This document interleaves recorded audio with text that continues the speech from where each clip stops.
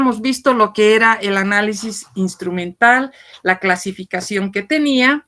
Vamos a hacer un pequeño repaso para que continuemos en lo que habíamos quedado.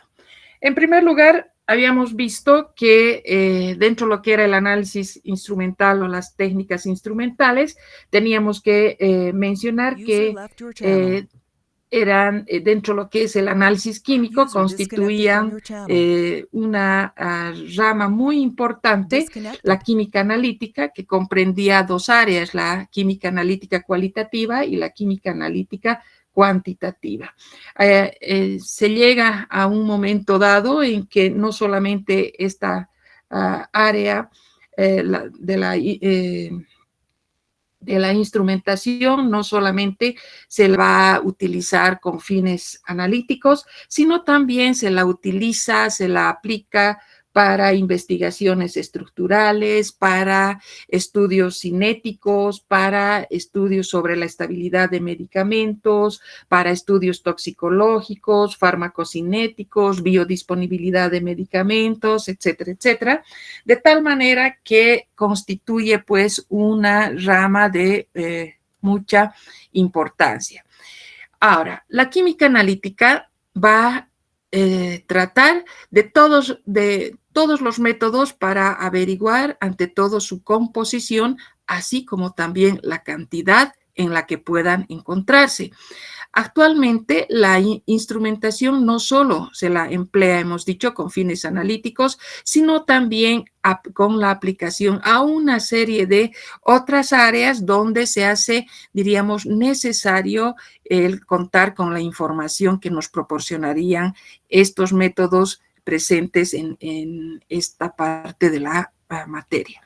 Dentro de los métodos analíticos, nosotros los vamos a clasificar, habíamos visto ya esto, en dos tipos, los métodos clásicos, los métodos instrumentales. Habíamos visto que los métodos clásicos estaban basados en la interacción de la materia con la misma, donde una etapa, diríamos, previa a realizar el análisis cualitativo y posteriormente el cuantitativo, constituía realizar una separación previa a través de métodos como la precipitación, la extracción, la destilación, ¿no es cierto?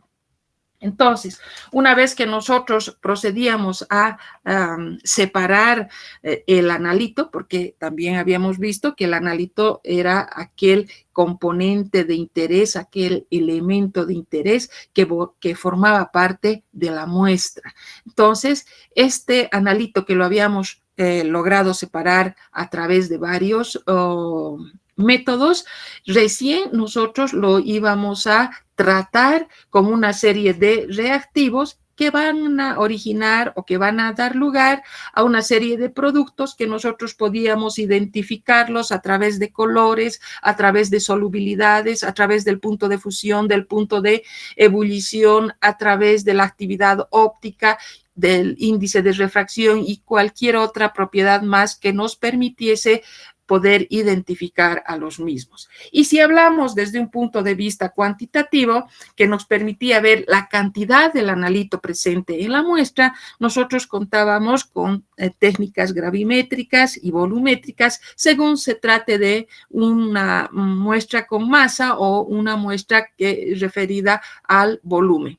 Entonces, estos métodos han tenido diríamos, su época. Estos métodos ustedes los han visto, los han utilizado y muy aparte a que hayan surgido los métodos instrumentales, como vamos a ir viendo más adelante, también hemos verificado que tienen su importancia en determinadas situaciones bajo la determinación de algún elemento que por las condiciones en las que se encontrara uno tienen o constituyen métodos de elección.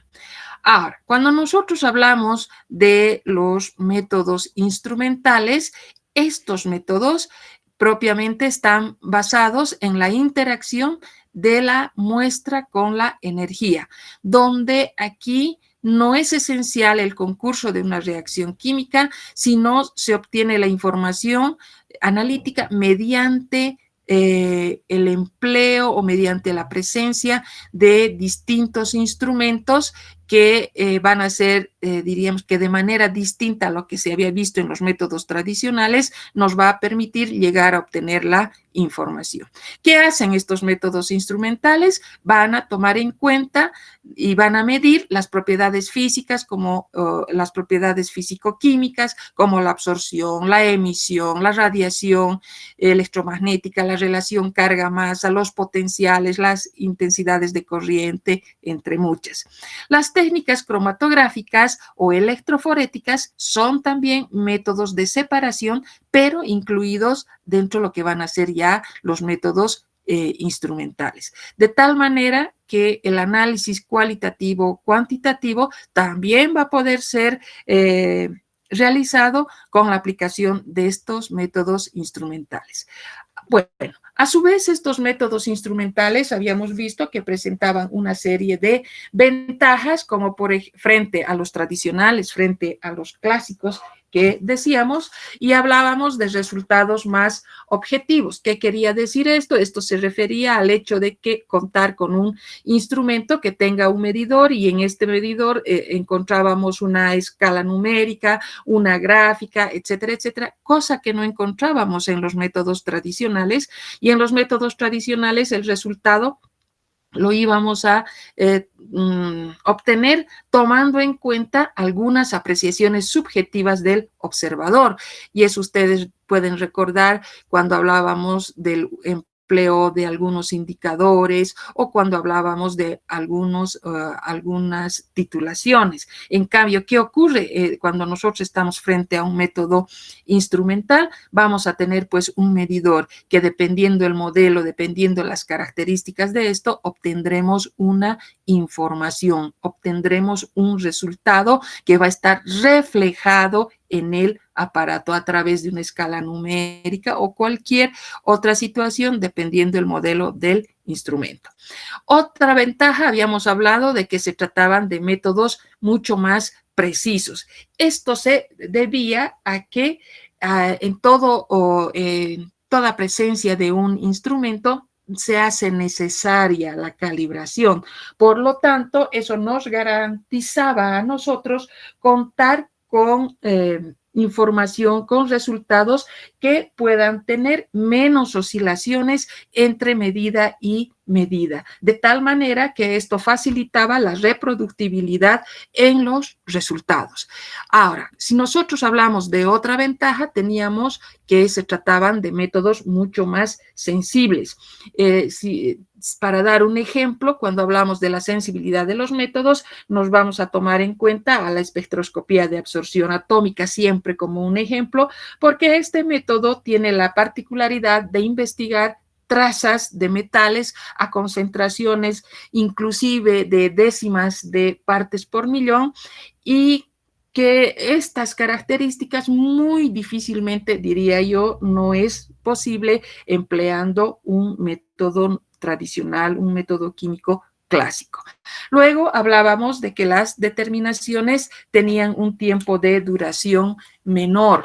A esto podíamos nosotros mencionar que en estos métodos instrumentales, obviamente requerimos contar con un operador que esté debidamente entrenado y que pueda realizar o efectuar los análisis empleando instrumentos, podríamos decir, con gran rapidez, inclusive en serie, obviamente dependiendo de la determinación.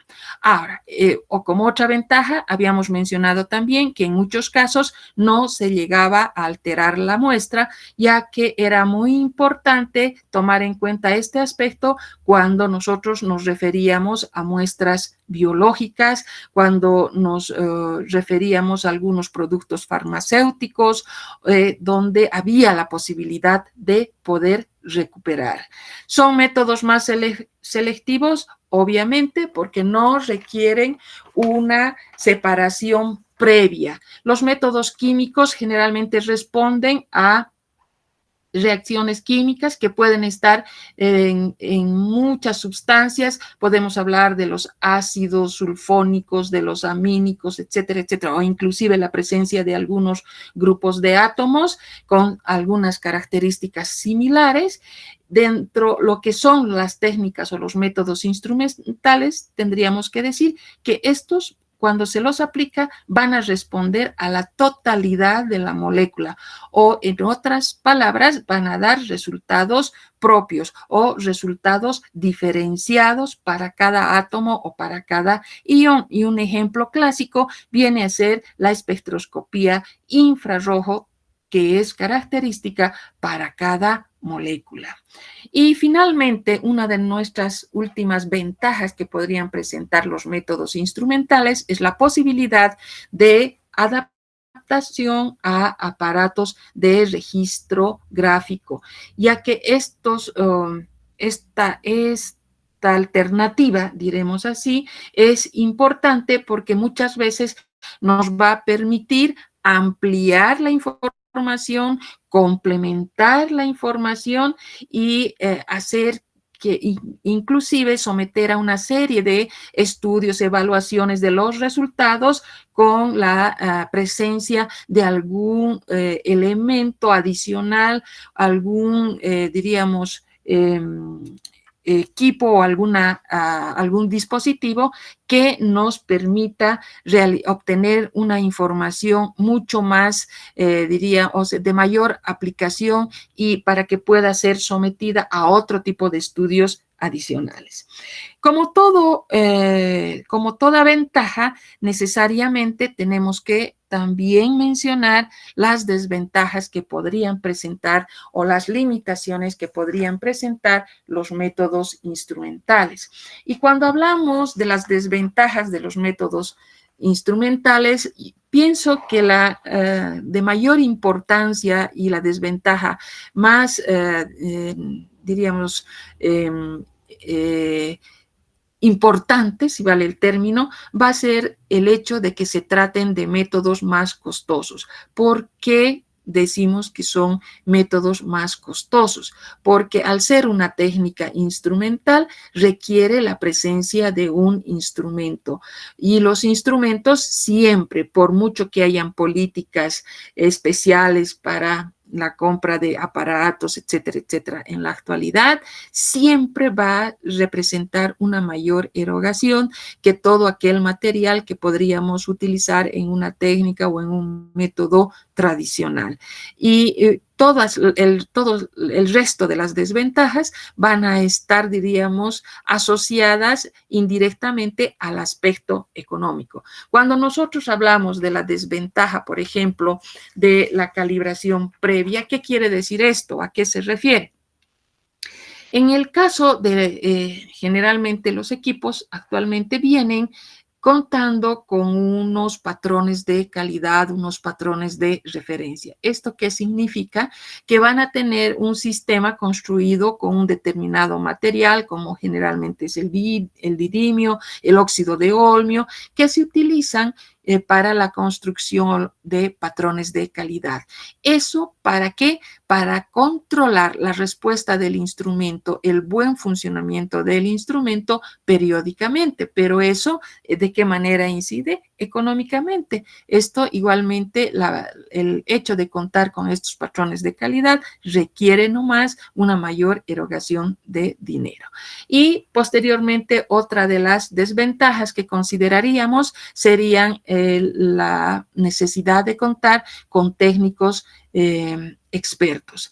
Esto, bueno, está, diríamos, reducido hacia aquellos equipos altamente automatizados, aquellos equipos que son bastante complejos, que requieren un previo periodo de aprendizaje por parte de la casa o el laboratorio que ha construido el laboratorio, que ha construido el instrumento, perdón, y que este tiempo de entrenamiento va a hacer que igual de una manera, podríamos decir, indirecta, también influye en lo que es el costo del instrumento o la cantidad de dinero de disponer para lograr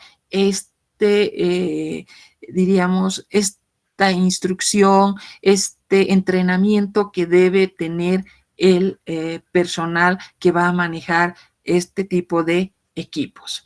Entonces, como vemos, estas tres desventajas que hemos mencionado, de una manera indirecta, todos están relacionados con el aspecto económico.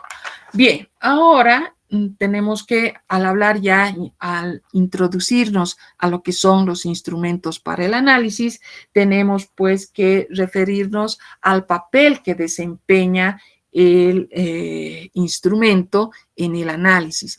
El papel del instrumento dentro del análisis químico es el de convertir una señal analítica, que vendría a ser una propiedad física o físico-química del analito, en esta señal que normalmente no es detectable, tampoco es comprensible por el ser humano, por el operador, en una forma que sí lo sean. ¿Y quién es el encargado o el responsable de hacer esta operación? Un instrumento. Y un instrumento básicamente va a estar formado por 4 componentes.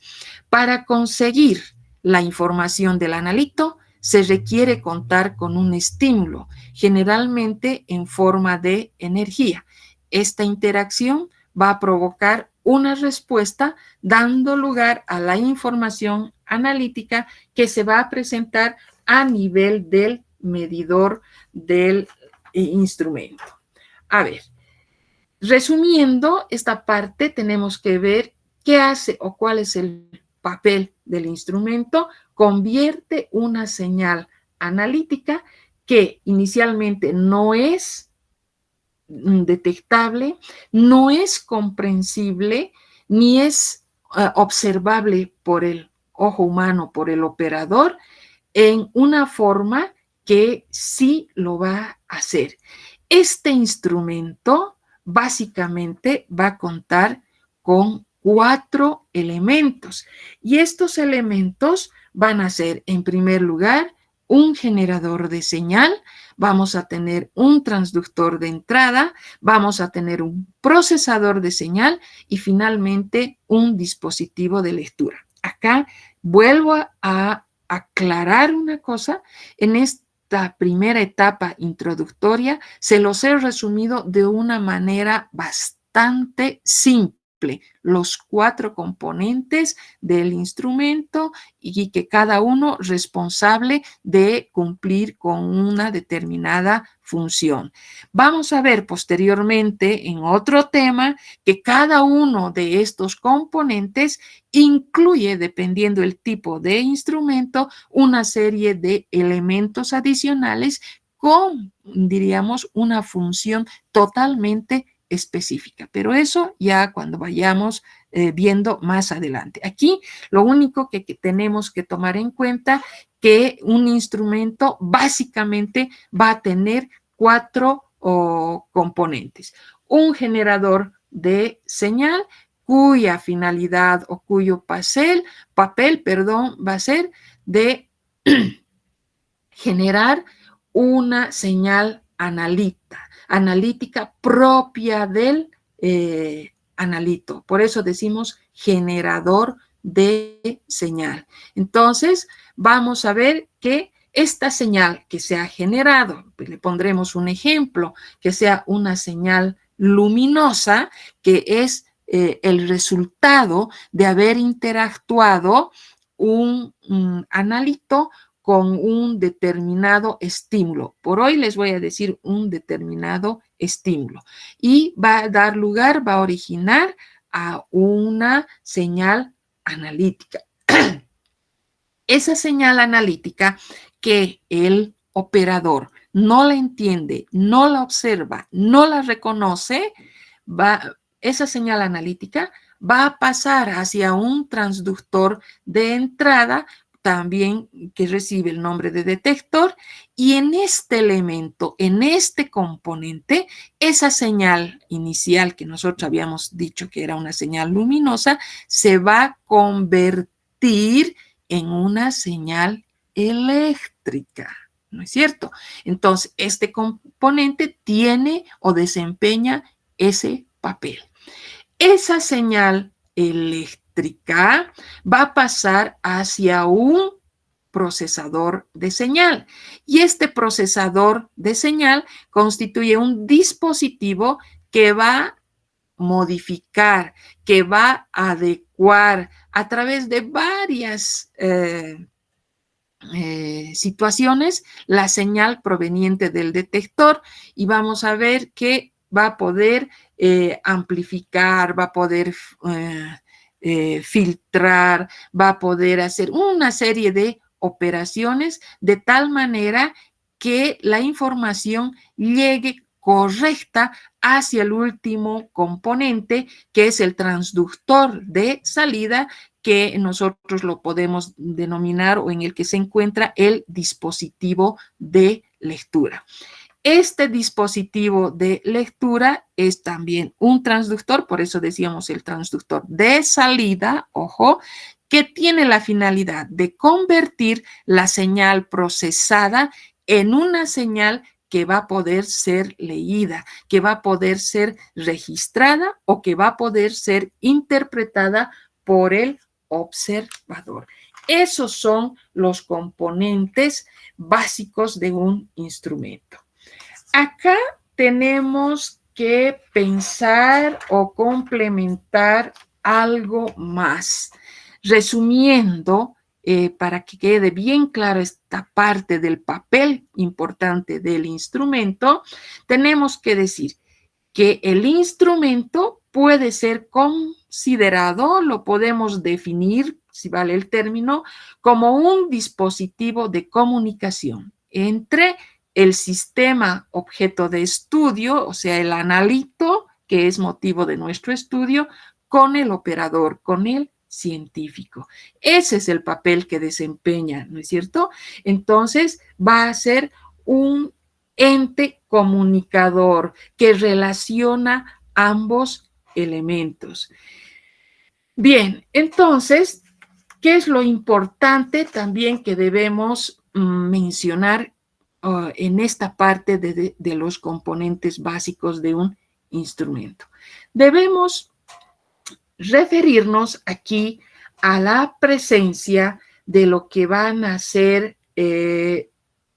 ¿cómo les podría decir? A ver, para estudiar cómo funcionan los instrumentos es importante entender la manera en que se organiza, la manera en que se transforma la información. A eso se conoce con el nombre de codificación de la información. Esta codificación, como hemos dicho, va a transformar la información de un sistema a otro. Hemos hablado de una señal luminosa inicial y va a pasar hacia una señal eléctrica. Entonces van a existir distintas formas de ir codificando la información en forma eléctrica, y a esta forma de codificar la información nosotros la vamos a denominar, la vamos a conocer como los dominios de datos. A ver, para resumir, para que me entiendan, cuando nosotros queremos conseguir la información del analito a través del instrumento, hemos dicho en un principio que es necesario contar con un estímulo. ¿Por qué? Hemos dicho las técnicas instrumentales, hemos mencionado, emplean alguna propiedad del analito. A ver, daremos como ejemplo la absorción. Cuando decimos que estamos empleando la absorción de radiación, ¿Cómo vamos a poder medir? ¿De qué forma vamos a poder medir esto? Esto vamos a poder medir gracias a la presencia del instrumento. Y el instrumento tiene varios componentes que hemos visto. Básicamente tiene estos 4 y cada uno desempeña un papel importante y un papel específico. Entonces, cuando nosotros buscamos la información, necesitamos contar con un estímulo. ¿Cuál puede ser ese estímulo? Puede ser la luz, puede ser la energía eléctrica, puede ser cualquier tipo de manifestaciones de la radiación electromagnética, por ejemplo. ¿Qué va a dar lugar a esto? Va a dar lugar a que al interactuar este estímulo con el analito y cuyas propiedades físico-químicas nosotros queremos obtener, el resultado va a ser, pues, o va a surgir de la interacción de ese estímulo, de esa radiación con el analito. Entonces, esto, ¿qué significa o qué nos va a llevar a nosotros? A la presencia de una forma de poder codificar la información, es decir, cómo se va a transformar la información de un sistema a otro. Es decir, esa señal luminosa en el instrumento va a transformarse a una señal eléctrica. ¿Por qué se va a transformar o gracias a qué se va a transformar? A la presencia de cada uno de los componentes del instrumento, ¿sí?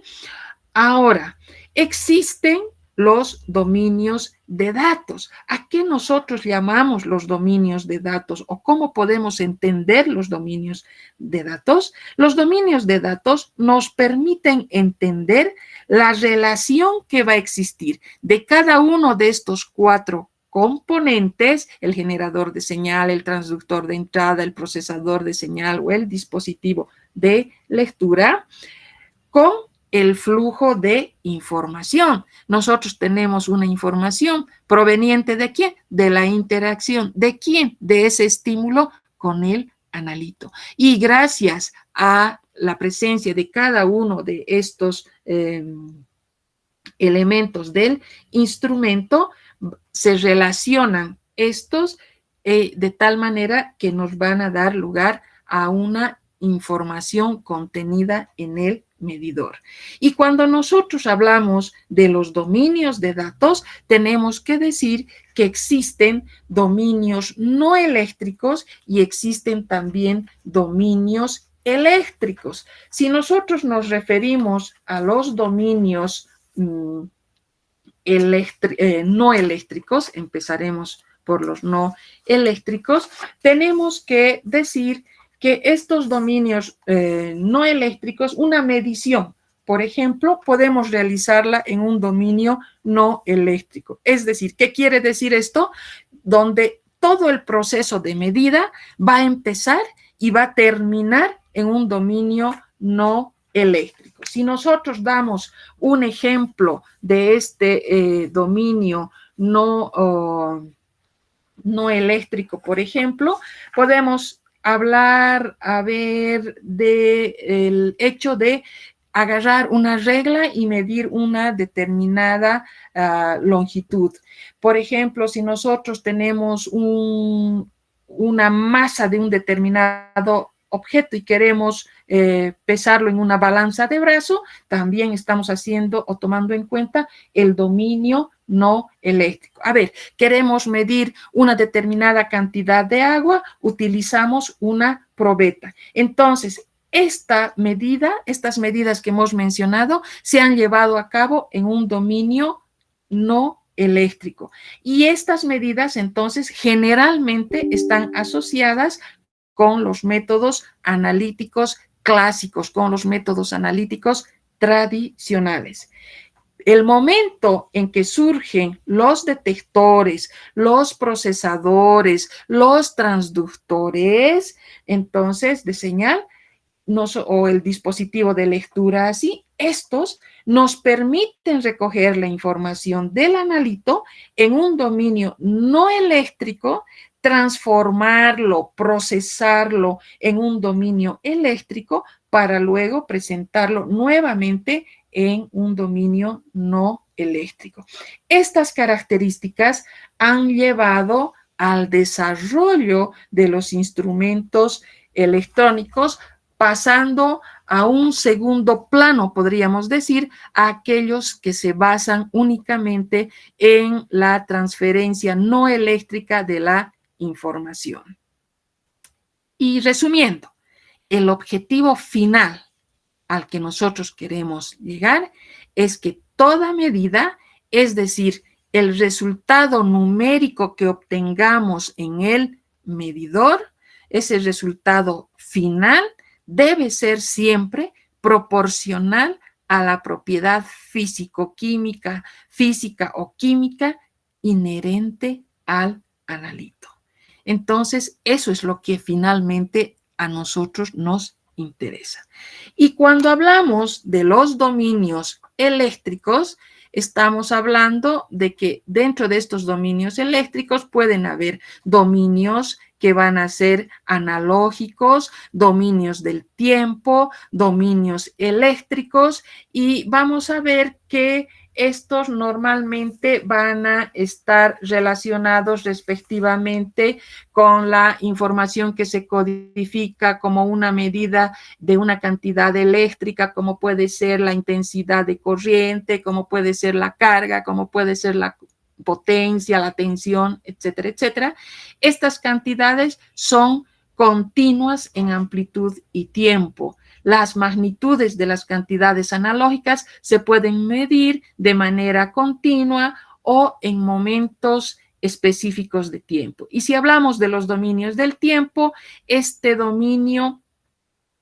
este dominio la información se almacena como las variaciones de la señal respecto al tiempo. Y si hablamos de los dominios digitales, nosotros estamos refiriéndonos a aquellos datos que se van a codificar en 1 o 2 o 3 niveles respectivamente. Adicionalmente a eso, nosotros vamos a ver que existe la presencia de detectores, que son los que indican un cambio en la variación del entorno, que puede ser la presión, la temperatura, etcétera. Los transductores, que ya hemos dicho, de una manera general, transforman la información de un dominio no eléctrico a un dominio eléctrico. Los sensores, que pueden ser dispositivos capaces de controlar a especies químicas de una manera continua, de una manera reversible, y ahí podríamos mencionar, por ejemplo, la presencia de un electrodo de vidrio.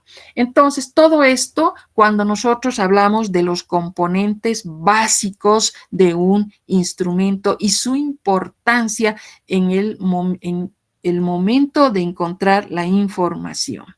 Acá tenemos, por ejemplo, un pequeño esquema, como habíamos visto, donde cada uno de los 4 elementos cumple una finalidad. Tenemos la señal analítica procedente del generador de señal, pasa al detector, tenemos una señal de entrada que va a ser adecuada, procesada en el procesador de señal, va una vez que ha transcurrido todas estas operaciones, sale como una señal de salida que va a ir al dispositivo de lectura, y este dispositivo de lectura, dependiendo el modelo, las características del mismo, nos va a proporcionar un dato, nos va a proporcionar una información. Bien, ahora, también a la anterior clase nosotros habíamos hablado de alguna terminología analítica que íbamos a encontrar a lo largo ya del desarrollo de nuestros diferentes temas. Y dentro de eso encontrábamos al proceso analítico, encontrábamos a las técnicas analíticas, a los métodos analíticos, a los procedimientos analíticos y lo que era también un protocolo analítico. Acá tenemos una muestra de lo que es el proceso analítico con una serie de etapas, con una serie de operaciones, podríamos decir, y podemos definirlo como un conjunto de operaciones analíticas intercaladas una con la otra y que se realizan desde el momento de tomar en cuenta a la muestra y de llegar hasta el resultado. Podríamos decir, en otras palabras, que el proceso analítico es un conjunto de operaciones analíticas intercaladas que se realizan entre la muestra y el resultado. Es diríamos, es bastante amplio, o sea, toma en cuenta un espacio bastante grande, integral, que va a abarcar las distintas etapas que comprenden el procedimiento, la planificación, la interpretación, la validación de los resultados, las mejoras que pueden realizarse o también las correcciones que van a utilizarse, incluyendo inclusive las metodologías y la evaluación de los resultados. En otras palabras, cuando nosotros nos referimos al proceso analítico, tenemos que ver que es de una manera bastante general, es un conjunto de operaciones que incluyen una serie de etapas, una serie de situaciones. Luego nosotros pasamos, por ejemplo, a lo que era una técnica analítica. Una técnica analítica nosotros podíamos definirla como un principio científico adaptado a uno o a varios instrumentos para obtener la información sobre la composición de la muestra. Y cuando nosotros hablamos de un principio científico que se lo va a adaptar a uno o varios instrumentos, estamos hablando de métodos como la fluorescencia, la fosforescencia, la potenciometría, sí, métodos que van a poder ser aplicados. Cuando hablamos de la técnica analítica, podríamos decir que es la base o es la herramienta que se va a utilizar. Es un enfoque bastante general basado en un fenómeno para poder cuantificar, para poder detectar, para poder identificar a un componente de la muestra. Pero cuando nosotros llegamos al método analítico, es una adaptación variada de la técnica, de la anterior.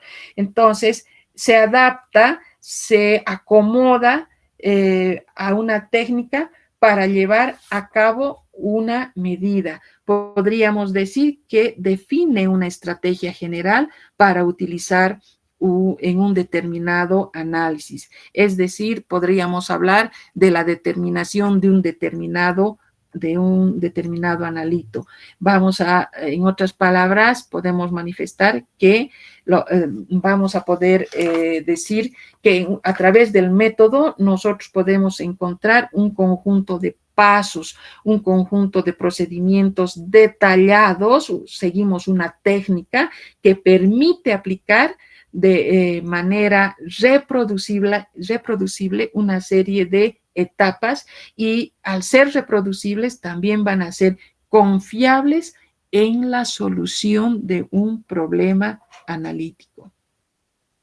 Ahora, tenemos el procedimiento analítico, que ya son las instrucciones generales para usar un método. Es una parte del proceso analítico que describe los pasos operativos, los pasos estructurados para identificar, para cuantificar los componentes presentes en una muestra de una manera fiable, de una manera confiable, de una manera que podamos reproducir. Y finalmente, cuando hablamos o nos referimos al protocolo analítico, hablamos de las directrices específicas, detalladas, minuciosas, escritas en un documento que van a tener los pasos necesarios para desarrollar en el laboratorio un determinado método que garantice los resultados en como podríamos decir, en ser fiables y que también puedan ser comparables. Entonces, eso cuando nosotros nos referimos proceso, técnica, método, procedimiento, protocolo. Bien, una vez que hemos visto estas características ya dentro de lo que son el proceso analítico, etcétera, nosotros pasamos a la selección de un método analítico. Para seleccionar en este punto un método analítico de la mejor manera, lo primero que tenemos que hacer es definir la naturaleza del problema. ¿Y cómo definimos la naturaleza del problema? Contestando a una serie de preguntas que vamos a hacernos, que nos van a llevar, diríamos, a las características del problema, de la elección que nosotros queremos hacer de acuerdo a las condiciones en las que nos estamos desenvolviendo. Acá hemos dicho, al definir la naturaleza del problema, nosotros vamos a referirnos en primer lugar a la primera pregunta, debemos responder, y dice, ¿qué exactitud y precisión se requieren? Entonces, con esta respuesta, o al responder esta pregunta, nosotros estamos determinando el tiempo y el esmero que se precisará en un determinado análisis. Pasamos a la segunda pregunta, que dice, ¿de cuánta muestra se dispone? Y esta va asociada a la otra pregunta que dice, ¿cuál es el intervalo de concentración del analito? Estas dos preguntas van a determinar cuán sensible debe ser el método y a qué intervalo de concentración tendrá que acomodarse, tendrá que adaptarse. Pasamos a otra pregunta que dice, ¿qué componentes de la muestra podrían interferir?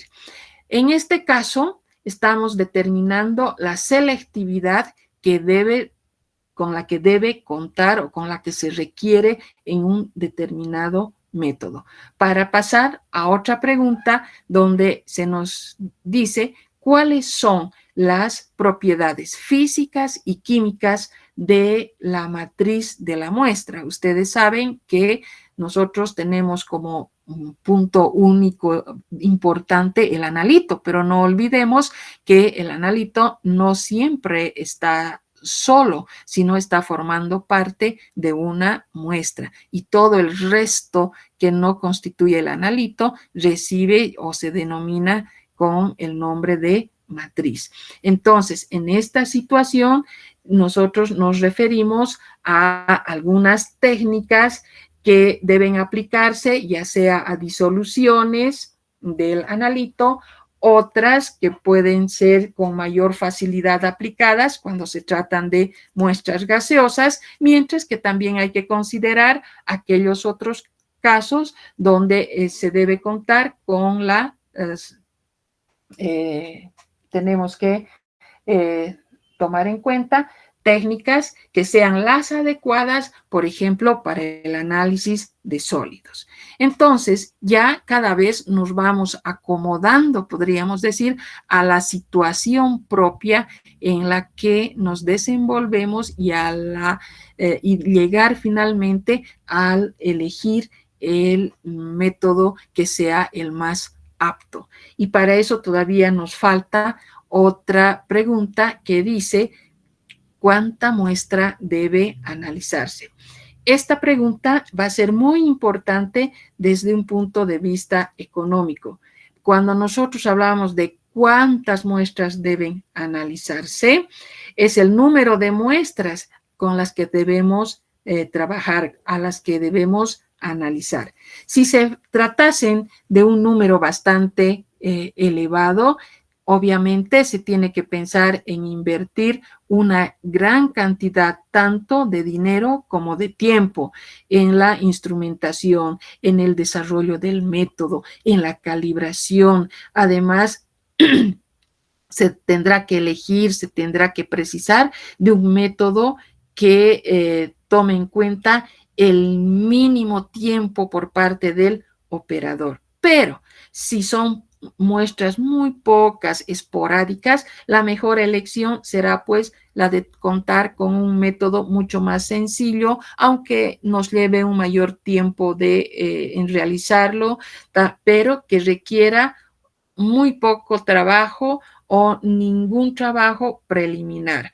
Una vez que nosotros respondemos a todas estas preguntas, vamos a estar en condiciones de escoger un método, siempre que se conozcan las características de funcionamiento de los diferentes métodos instrumentales. Eso es una condición también. Entonces, luego vamos a pasar a las características de funcionamiento de los instrumentos, donde tomamos en cuenta a los parámetros de calidad. Y dentro de los parámetros de calidad vamos a considerar que existen criterios cualitativos y criterios cuantitativos de funcionamiento a nivel de los instrumentos. Es decir, que estos se los va a poder usar el momento en que se quiera decidir si un determinado método instrumental va a ser el adecuado, va a ser el elegido con estas características. Y dentro de estas características tenemos que seleccionar a través de los criterios, en primer lugar, cuantitativos y luego cualitativos. Si nosotros nos referimos a los cuantitativos, tenemos que pensar en un primer momento en lo que va a ser la precisión, luego va a ser la exactitud. Estos son los parámetros cuantitativos que debemos tomar en cuenta. Tenemos que hablar de la sensibilidad, tenemos que hablar del límite de detección, de la selectividad, de la linealidad. Entonces, si nosotros nos referimos, por ejemplo, a la precisión, ¿cómo se la define? Como el grado de concordancia mutua entre los datos que se han obtenido de una misma forma. ¿Qué quiere decir esto? La precisión se refiere a cuán repetibles son los resultados cuando se realiza una misma medición varias veces. Una medición es precisa si los valores obtenidos están agrupados entre sí, aunque estos no sean correctos, ¿sí? Entonces, si hay esa posibilidad de que nosotros podemos obtener estos resultados, podemos repetirlos tantas veces como sean necesarios, estamos hablando de la precisión. Mientras que la exactitud que nos va a medir, va a medir el error sistemático, es decir, si hablamos de la exactitud, nos va a indicar qué tan cerca van a estar de un valor qué tan cerca van a estar los resultados que nosotros lleguemos a obtener a través de una medición del valor real, del valor verdadero. Es decir, si nosotros estamos hablando de relacionando con el uso de un blanco, con la calibración del instrumento, etcétera, etcétera. Una medición es exacta si el resultado está muy próximo al valor correcto, muy independiente si las mediciones son consistentes entre sí. Y aquí tenemos un ejemplo para poder diferenciar lo que es la exactitud y la precisión. En el primer caso vamos a tener que cuán preciso, cuán imprecisos, cuán inexacto y vamos a ver cuán exacto también puede verse. Luego tenemos otros parámetros. Antes de hablar de estos, tenemos que referirnos, por ejemplo, a lo que va a ser la sensibilidad. Cuando hablamos de la sensibilidad, estamos refiriéndonos a la capacidad para discriminar entre pequeñas diferencias de concentración que puedan presentarse a nivel del analito. Si hablamos del límite, por ejemplo, de detección, ¿a qué nos estamos refiriendo en el límite de detección? Estamos refiriéndonos a la mínima concentración o a la mínima cantidad del analito que pudiese presentarse o que pudiese encontrarse en la muestra y que pueda ser detectada. No necesariamente pueda ser cuantificada, pero sí pueda ser detectada. Entonces, eso cuando nosotros nos referimos al límite de detección. Si hablamos de la selectividad, decimos que es la capacidad del método analítico para medir con exactitud y de modo específico el analito en presencia de otros componentes que forman parte de la matriz. Y finalmente tenemos que referirnos a lo que es la linealidad y la definimos como aquella capacidad del método para establecer una relación directa, proporcional entre el resultado y la concentración del analito dentro de la muestra. Se expresa en términos de variación de la pendiente de la línea obtenida por regresión. Entonces, estos son los parámetros cuantitativos. Una vez que hemos sometido a estos parámetros cuantitativos, tenemos aún los parámetros cualitativos que van a tomar en cuenta a la velocidad del método, a la facilidad y comodidad que nos proporcione, a la habilidad de que pueda tener el operador, al costo y disponibilidad del equipo, al costo por muestra, a la seguridad en el laboratorio y a la toxicidad de los reactivos. Una vez que hemos tomado en cuenta estos parámetros cualitativos más, recién nosotros estamos en condiciones de poder